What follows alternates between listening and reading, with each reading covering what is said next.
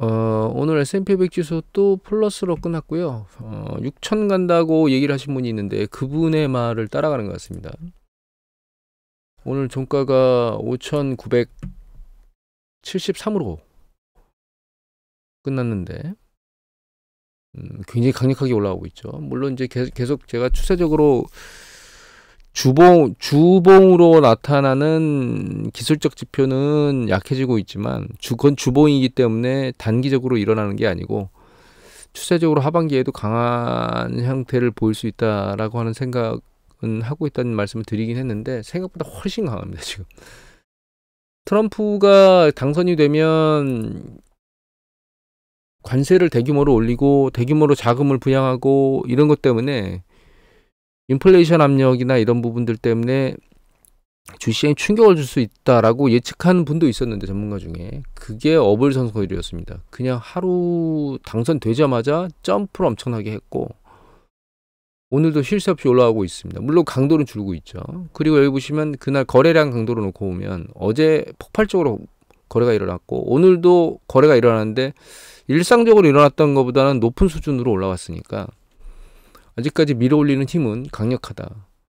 다만 그게 추세적인 것보다는 이제 이번 주 지나고 다음 주에 또 모양새를 좀 봐야 될 것 같고 엔비디아 실적 발표 나올 때 또 한번 봐야 될 것 같아요.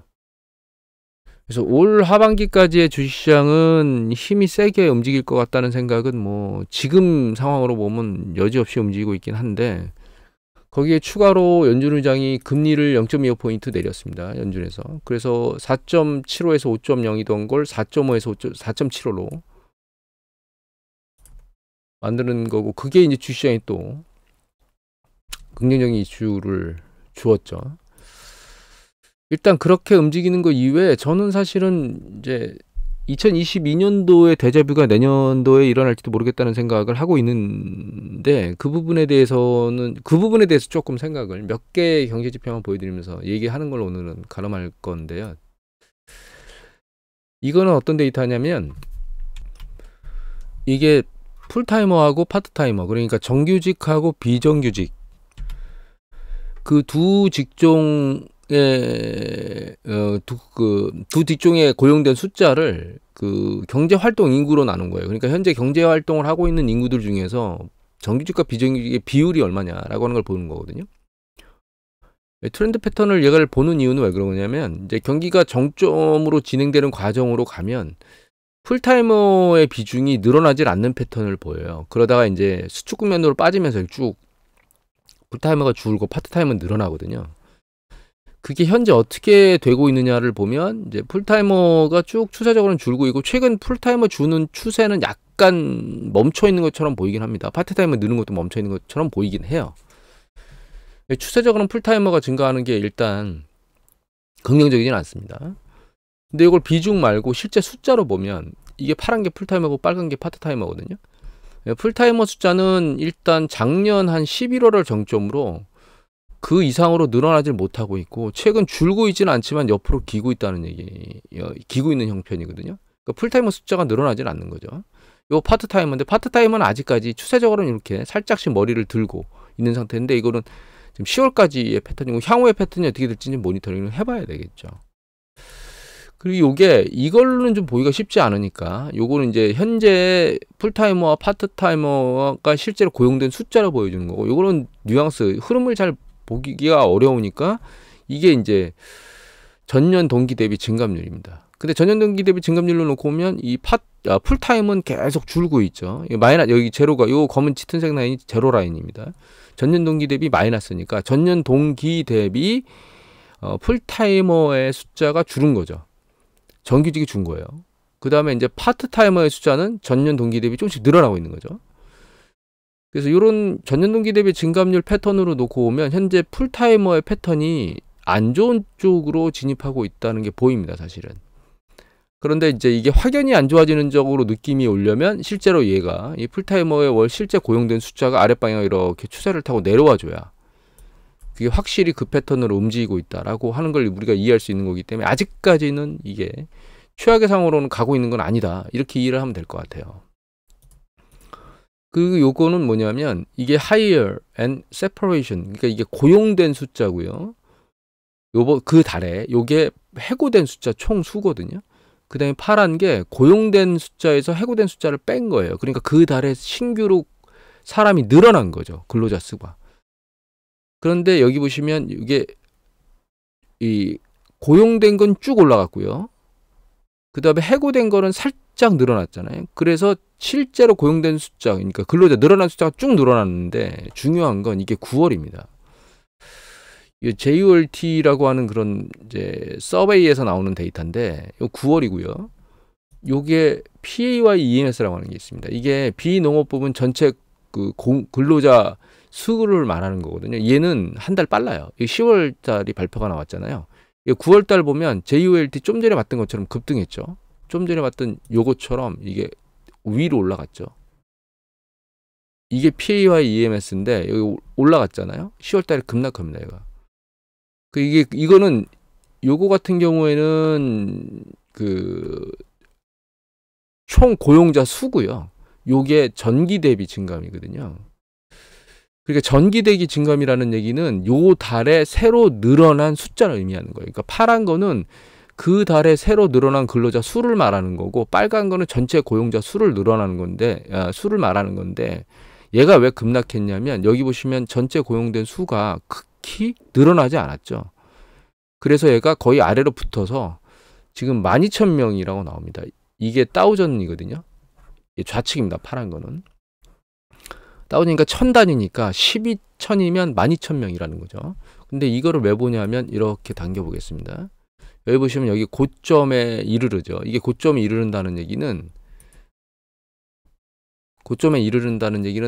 근로자 수가 더 이상 안 늘어나고 준다는 뜻입니다. 근데 확대해 보면 이렇게 되죠. 얘가 이 파란 게 마이너스 영역으로 들어오면 얘가 고점을 찍게 되어 있습니다. 당연하겠죠. 이게 고점을 찍고 밑으로 내려오면 이 신규 근로자 수가 주는 거니까. 근데 지금 어떻게 돼 있느냐? 얘가 지금 바닥으로 붙었죠.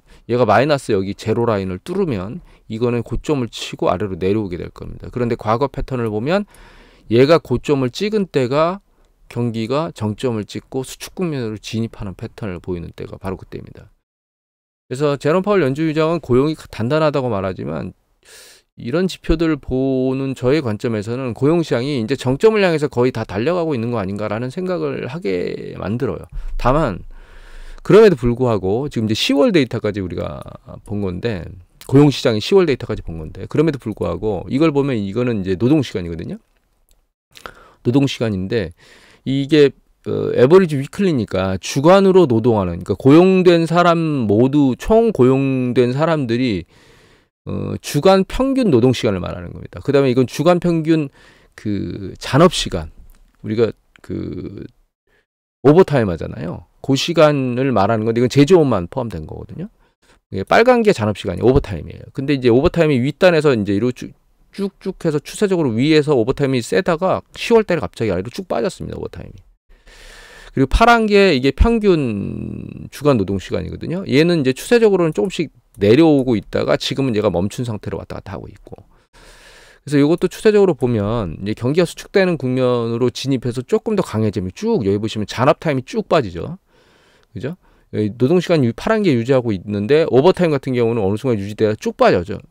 이 수축 국면에 빠지니까 이 오버타임 영역이 먼저 빠지기 시작하는 겁니다. 그 다음에 이제 전체 노동 시간, 에버리지 시간이 빠지는 거죠. 이거는 같이 빠졌고, 지금 패턴을 보면 이렇게 움직이고 있죠. 오버타임이 일단 윗단에서 움직이고 있다 먼저 밑으로 빠졌는데 이게 먼저 시그널을 전달하고 있는지도 모릅니다. 다만 이거는 주간 평균 노동 시간이잖아요. 그래서 주간 평균 말고 전체 시간의 노동 시간을 보는 게 있어요. 다만 이 주간 평균 노동 시간은 월 단위로 나옵니다. 그래서 10월까지 나왔는데 전체 평균은 쿼터 단위로 나와요. 분기 단위로 나오니까 이게 3분기까지 발표가 됐거든요.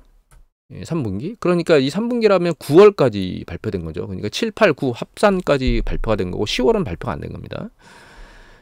그래서 요게 레프트니까 요게 전년 동기 대비 증감 숫자고요. 이거 증감 늘어난 비율을 말하는 거고, 요게 실제로 노동 시간이에요. 근데 여기 보시면 쿼터별로 쭉쭉쭉 올라왔어요. 그래서 분기당 노동 시간은, 전체 노동 시간은 쭉 늘어나는 패턴을 보이고 있었는데 이상하지 않느냐. 에버리지 평균 시간은 여기서 밑으로 추세적으로 내려오고 있었는데 전체 노동 시간은 계속 늘어나고 있네. 이거 왜 그런 거야? 왜 그런 거냐면 이게 고용자가 포함된 거예요. 그러니까 이거는 주간 평균 노동 시간이기 때문에 이건 주간이잖아요, 주간. 근데 여기에 뭘 곱해줘야 전체 노동 시간이 들어오게 되냐면 고용된 근로자 수가 곱해져야만 전체 노동 시간이 들어오겠죠. 이건 전체 시간이니까. 근데 전체 고용된 숫자가 이거죠, 이거. 전체 고용 숫자 빨간 거. 그러니까 이 빨간 게 계속 늘어나고 있었기 때문에 이 빨간 게 늘어나는 강도가 세면 이 에버리지 타임이 줄어도 이 전체 노동 시간은 늘어날 수 있다는 뜻입니다. 그런데 여기 전체 노동자 수가 지금 우리가 9월까지 봤죠. 이 노동 시간은 쿼터별로 보는 건 참 9월까지 봤죠. 그런데 얘가 9월이 여기에요. 쭉 늘어나고 있다가 지금 멈췄잖아요. 이게 10월인데 전체 노동자 수입니다.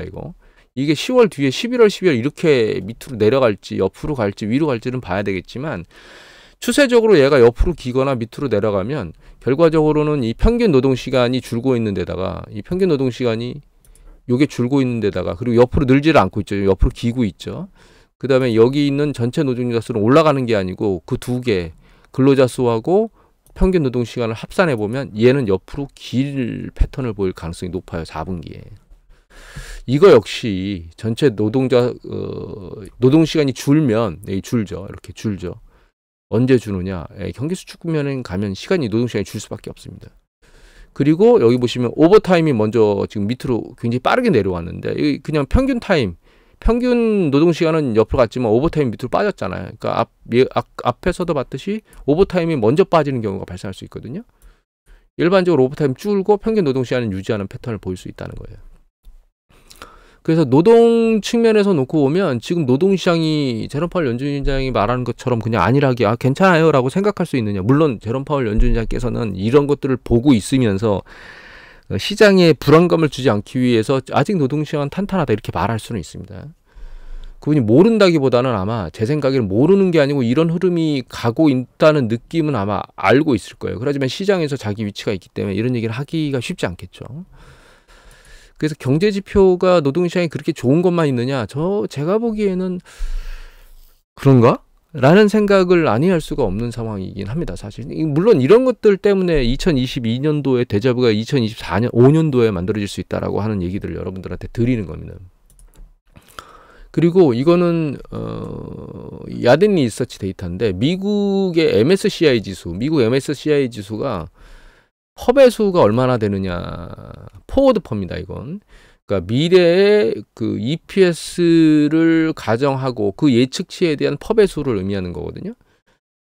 그래서 이게 11월 6일자니까 지금 11월 8일, 그러니까 미국 시간은 11월 7일이잖아요. 그러니까 하루 전날 거죠. 그 트럼프 끝나고 나서 급등한 그것까지 주가가 반영된 건데 얘가 상당히 높은 에리어에 있어요, 지금. 이게 높은 에리어에 있는 거거든요. 이게 근데 전반기에 높은 에리어에 있는 건 큰 위험성이 아니에요. 왜냐면 경기가 확장 국면에 진입하면서 쭉 계속 확장을 할 거기 때문에. 그런데 경기가 뜨거운 후반기에 왔을 때 이렇게 높으면 이건 계속 경제를 끌고 나가는 전제 조건 하에서 이 높은 것들을 유지할 수 있는데 이게 계속 예를 들면 고용이 풀이 안 찼기 때문에 고용이 계속 들어오고 소비가 아직 최대한 확장이 안 된 상태이기 때문에 소비가 계속 확장되는 과정을 유지하고 그 다음에 그게 이제 자기 소득이나 이런 부분을 넘어서 계속 대출을 끄집어내가지고 작업을 하면서 경제를 계속 돌리고 이런 패턴이 가능하기 때문에 초반부에 이렇게 급등하는 패턴은 나중에도 유지를 할 수가 있는데 후반부 가게 되면 금리가 너무 높아진 상태에서 대출이나 이런 것들을 금리가 낮은 상태에서 막 땡겨가는 것보다는 그렇게 강력하지 않을 수 있는 가능성이 있고 고용도 이미 많이 찬 상태에서 추가 고용이 쉽지 않는 상황도 발생할 수 있고 이런 부분에 있는 거기 때문에 이게 좀 불안하게 생각을 해야 되거든요. 그래서 어떤 전문가가 이런 얘기를 하시던데 그런 표현을 아주 잘하신 것 같아요. 이게 1층 석탑 같은 경우에는 아래가 불안정해서 조금 흔들려도 바닥이 불안정해 조금 흔들려도 무너지지 않는데 이게 석탑이 높으면 높을수록 밑에가 불안정해서 살짝 흔들리면 살짝만 흔들려도 큰 대지진이 아니어도 석탑은 무너진다라는 얘기를 하시는 것 같더라고요. 그런 비유를 하시는데 저도 거기에 동의하는 편이거든요. 그러니까 주식시장이 향후 미래를 말하는 거잖아요. 미래를 말하는데 이 고용 지표를 보면 지금 이 흐름대로 흘러가면 미래가 과연 좋은 거냐, 고용 지표가 좋게 가고 있는 거냐, 즉 이렇게 추세적으로 계속 타고 갈 수 있는 가능성을 여기 열어두고 가는 거냐, 고용 지표가. 아, 이거 노동 시간이네요. 노동 시간인데 고용지표 이거 보면 이거 좀 길게 보면 이건데, 예. 고용지표가 여기 초반부에 있는 것처럼 이렇게 계속 후반부까지 사이클을 밀고 올릴 수 있는 아직 여력이 충분히 있는 거냐 얘가 지금 라고 하는 부분에 대해서 물음표를 찍지 않을 수가 없거든요. 그리고 제가 특히 고용에 대해서 말씀드리는 이유는 미국의 가계소비 지출이 GDP 70%잖아요. 그래서 PCE 데이터를 아주 중요하게 봐야 되는데 PCE 데이터는 결과적으로는 소비자 주머니를 열고 돈을 쓰는 건데 지금까지는 새로운 근로자들이 계속 밀려 들어왔다는 거예요. 여기서 얼마만큼 여기 보이는 이 숫자만큼 여기 보이는 이 숫자가 여기 이쪽이니까 뭐 한 20만 정도에서 10만, 20만, 뭐 30만이 새로 계속 고용되면서 이 사람 새로 고용됐다는 얘기는 이 사람이 그만큼의 돈을 쓸 수 있는 거잖아요. 그런데 얘가 제로단 이게 더 이상 증가세가 멈추면 새로 들어오는 사람이 없죠. 그럼 PC가 증가를 해야 되는데 그 증가하는 강도는 기존에 그냥 있는 사람이 더 써야 된다는 입장인 거거든요. 근데 기존에 있는 사람이 아니 아무 생각 없이 그냥 더 써야 될 이유가 생겨야 쓰는 거지. 예를 들면 급여가 인상된다거나 아니면 뭐 상황이 너무 좋아지게 보인다거나 이래서 덜 쓸 수는 있지만 그렇지 않은 패턴이라면 그냥 사는 사람들은 일반적인 사람들은 자기 패턴을 그냥 유지하기 때문에 상황 변화가 뭔가 특별히 없는 상황에서 근로자 수가 늘어나지 않으면 사실 PC가 늘어나는 강도가 계속 유지되기는 쉽지 않을 거기 때문에 지금 고용지표를 보는 거고 그래서 지금은 이제 뭐 미시건 심리지수나 컨퍼런스 보드 심리지수가 좋은데 최근 그것들이 좋게 나왔죠. 그래서 일단 그것 때문에 단기적으로 빠른 어떤 움직임 상으로 개인 소비 지출이 이제 감소하거나 그런 건 보이지는 않을 거라고 생각을 하고 있습니다. 그래서 하반기의 주식시장은 지표상으로는 불안정한 상황을 그러니까 지표가 불안정해서 뭔가 상황을 야기할 수 있는 그런 상황이 일어나진 않을 거라고 생각하고 있긴 한데 주식시장은 사실 미래를 반영하는 거잖아요. 제가 계속 불안정하게 말씀을 드리는 이유는 미래를 반영하고 있는 건데 지금은 주식에서 지표의 미래를 반영하기보다는 지금 올라갈 것이다라고 하는 그런 모멘텀이 더 강력하게 작동하고 있기 때문에 단기적으로 주식시장이 막 확 세게 꺾이겠다라는 생각은 지금 현재로서는 안 하고 있습니다. 그럼에도 불구하고 지표상으로 고용지표는 그렇게 좋지는 않은 상황으로 움직이고 있고 미국의 가치 배수는 상당히 높은 수준으로 있다. 그래서 밑에가 연착륙 연준이 얘기를 하잖아요. 연착륙이라고 하는 소프트 랜딩을 해서 살짝 흔들린다 하더라도 주식은 조금 생각보다 세게 꺾일 수도 있는 불안정한 상황을 유지하고 있다. 이렇게 설명을 드려야 될 것 같아요. 그리고 실제 GDP 성장률이 이제 3분기에 2.8 나왔고 2분기에 3.0 나왔죠. 그래서 3.0 나온 이후로 내려가고 있는데 4분기는 지금 현재 이게 애틀란타 연준에서 GDP 나오라고 해서 4분기 GDP 성장률을 예측하는 거거든요. 현재 예측치는 한 2.5로 3분기보다는 좀 떨어질 거 형태로 나오고 있어요. 그러니까 이제 이게 2분기를 정점으로 2분기, 3분기, 4분기 추세적으로 이제 밑으로 이제 약간 흘러내리는 거죠. 물론 이거는 이제 봐야 되겠지만 GDP가 이렇게 추세적으로 내려가는 방향으로 움직인다면 내년도에도 불안정한 트렌드에 대해서 약간 주식시장이 선반영하면 이라는 생각을 한 번쯤은 해봐야 되지 않느냐 이런 생각을 하게 되고 그다음에 마지막으로 요게 우리나라 수출 전년동기 대비 증감률이거든요. 잘 보시면 쭉 마이너스로 내려왔던 게 2023년도 하반기에 2022년도 하반기에 그 바닥을 치고 움직이고 있다가 2023년도 중반부터 전년동기 대비 증감률이 계속 마이너스 영역에서 줄더니 플러스 영역으로 올라서 미친 듯이 올라왔거든요. 그래서 거의 뭐 18%까지 올라왔다가 이 강도는 못 뛰어넘고 있습니다, 지금. 그리고 계속 아래로 빠지고 있어서 이번에 4.6%가 나왔거든요. 이게 대만입니다. 대만인데 대만도 마찬가지예요. 똑같이 우리하고 패턴이 똑같죠. 그런데 이 강도는 뚫지 못하고 있어요. 이게 여기 뚫고 그나마 대만은 아직 살아서 잘 움직이고 있습니다. TSMC가 막 다 싹 쓸어 담고 있잖아요. 그래서 저점은 안 뚫고 있긴 하는데 그러니까 대만은 우리나라보다는 강도가 좀 잘 유지가 되고 있는데 그래도 대만 자체도 사실은 이 강도가 계속 세게 일어나진 않고 이 강도를 유지하면 되겠죠. 근데 이 강도가 유지될지는 좀 지켜봐야 될 것 같아요. 지금 우리나라가 수출이 약간씩 아래로 빠지는 것 같은 느낌이 들거든요. 전년동기 대비 증감률이. 그리고 이게 전년동기 대비 증감률이 아니고 그냥으로 보면 그냥으로 볼까요? 이겁니다. 이거. 이건데 10월 달에 9월 이후에 10월 달에 9월보다 상당히 많이 빠졌는데 작년 같은 경우에는 보면 이게 10월입니다. 그죠? 조금만 더 볼까요? 2023년도 요게 10월, 요게 9월이고 요 10월, 11월, 12월 계속 늘어났거든요. 근데 지금 이제 9월 이후에 빠지고 있습니다. 이게 어떻게 될지는 모니터링을 해봐야 되겠지만 전년 동기 대비 증감률로 놓고 보면 일단 트렌드가 약간 빠지는 거 아니야? 트렌드가 약간 그런 느낌이 들고 있어요. 대만하고 이걸 보는 이유는 대만하고 우리나라 쪽에서 반도체와 관련된 걸 대규모로 수출을 하기 때문에 반도체는 전자제품하고 관련이 있잖아요. 전자제품은 민감주거든요. 경기 민감한 섹터 중에 하나이기 때문에 그 경기 민감한 섹터에 대한 부분이 줄어들면 반도체에 대한 수요는 줄어들 수밖에 없어요. 물론 이게 AI하고 관련된 거기 때문에 AI는 실제로는 경기 민감제하고 상관없이 지금 움직이고 있기 때문에 그걸 정확히 반영하고 있지는 않지만 그럼에도 불구하고 반도체를 수출하는 가장 강력한 두 개의 국가, 대만과 우리나라의 그 이 수출의 증감률이 사실은 글로벌 경제를 미리 볼 수 있는 그런 부분에 단초가 될 수 있다라는 생각 때문에 보고 있는 거고요. 이거는 중국이거든요. 중국은 뭐 그런 쪽보다는 일단 소비재를 대규모로 수출하는 그런 패턴. 근데 아직 중국은 잘 유지가 되고 있는 상태입니다. 이게 쭉 빠졌다가 그냥 들려 올라오면서 굉장히 이제 큰 폭으로 늘어났습니다. 10월 달에. 그래서 아직 중국까지 꺼지지 않는 걸로 봐서는 아직은 그래도 불안정한 생각을 미리 해야 될 필요는 없다고 생각을 하고 있긴 해서 요거는 일단 한 하반기 11월, 12월 뭐 요거 보고 나서 글로벌 전체적인 무역 트렌드가 어떻게 움직인다, 글로벌 경제 전체가 어떻게 움직인다라고 하는 걸 판단해야 될 것 같아요.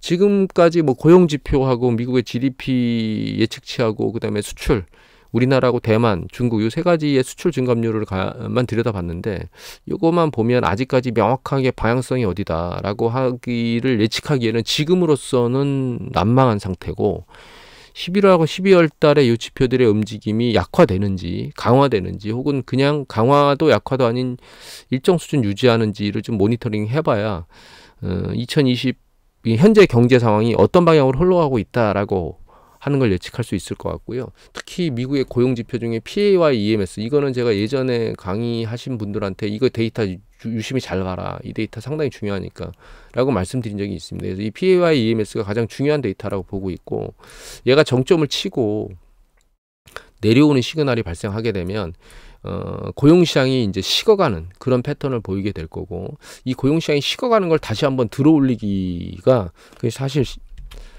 죄송합니다. 사실 좀 쉽지는 않거든요. 물론 뭐 90년대 중반에 그러니까 90년대 중반 말하는 게 요 시기입니다. 요 시기.